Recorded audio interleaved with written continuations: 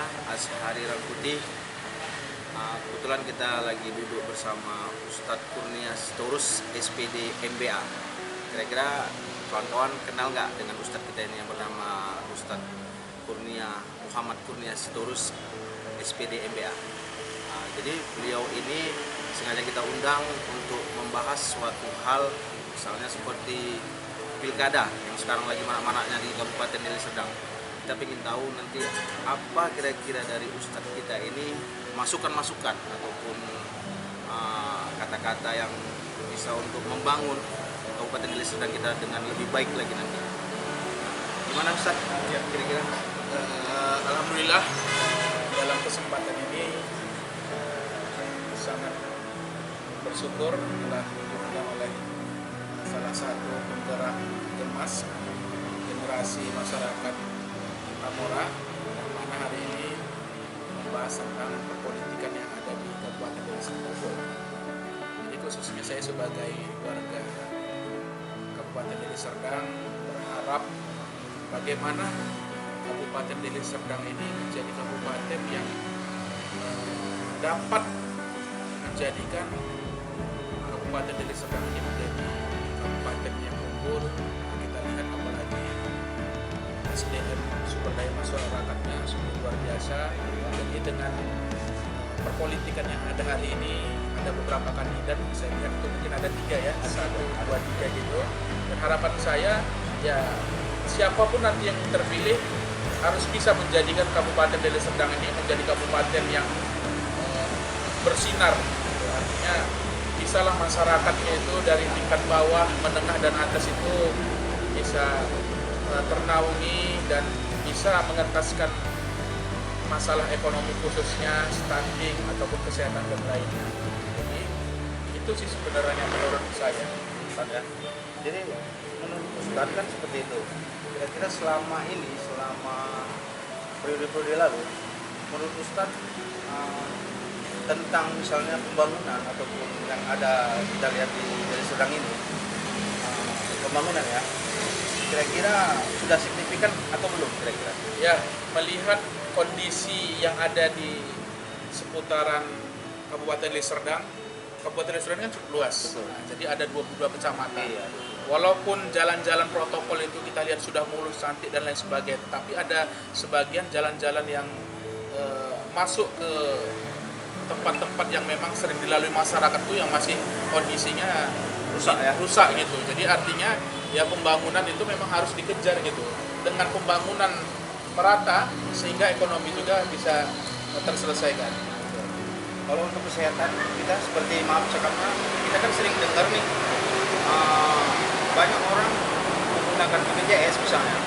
Sering itu BPJS itu ketika tidak dipergunakan lagi, misalnya bagi yang sudah menerima BPJS gratis ya di Kabupaten Deli Serdang, tiba-tiba non aktif ataupun tidak aktif lagi, itu kira-kira apa cocoknya dilakukan untuk pemimpin kita nanti? Nah, khususnya bagi pemimpin yang terpilih nantinya ketika di tanggal 27 November nanti, ya tolonglah diperhatikan bagi masyarakat yang memiliki BPJS Mandiri maupun BPJS pemerintah. Nah, sekarang ini kan ada program pemerintah itu namanya PBI. Nah, PBI ini adalah program pemerintah memberikan fasilitas kepada pemerintah yang tak sanggup untuk BPJS Mandiri. Jadi kedepannya ya setidaknya agaklah dibuat semacam terobosan-terobosan yang membantu masyarakat khususnya di Kabupaten Deli Serdang sehingga kesehatan itu merata. Nah, yang pertama itu ya betul-betul kita mengentaskan kemiskinan satu, kemudian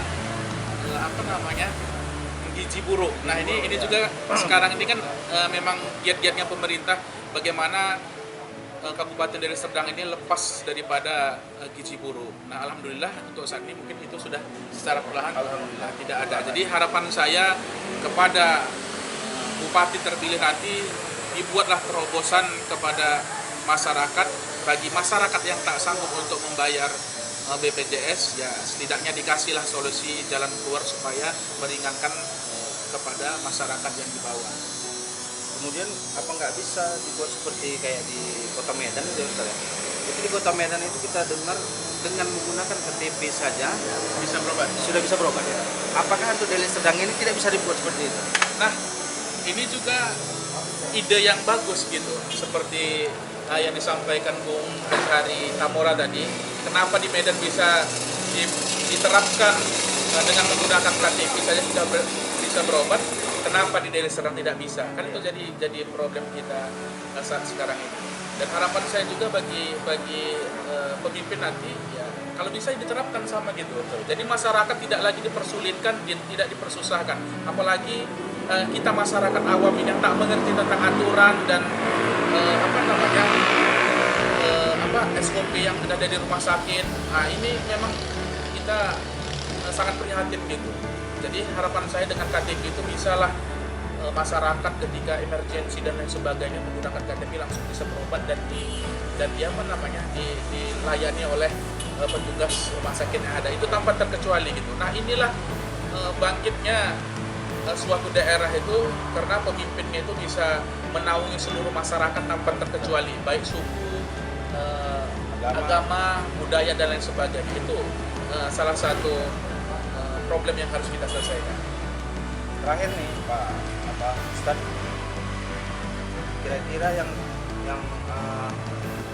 layak ataupun bagus pada masyarakat imbauan yang seperti apa kira-kira kriteria ataupun pemimpin untuk Kabupaten Deli Serdang seperti bupati ini nanti kira-kira seperti apa gambaran dari Ustad pribadi? Nah tentunya secara pribadi saya lihat 3 calon kandidat ini semua adalah baik gitu. Tapi bagaimana dari ketiga calon ini kita memilih yang terbaik yang bisa menjadikan Kabupaten Deli Serdang menjadi kabupaten yang unggul, yang senantiasa membawa manfaat dan bisa menjadikan kabupaten untuk pembangunan ke depannya lebih baik lagi. Nah, harapan saya itu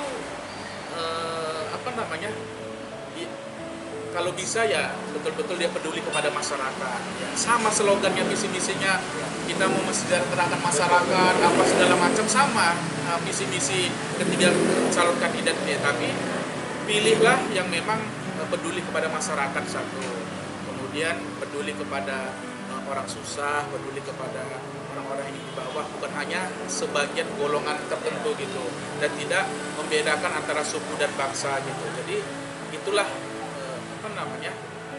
kalau menurut saya yang cocok dan mumpuni menjadi seorang pemimpin yang ada di Kabupaten Deli Serdang. Nah ini kan banyak beragam macam ini, suku, budaya, agama, ya harus bisa dituntaskan gitu.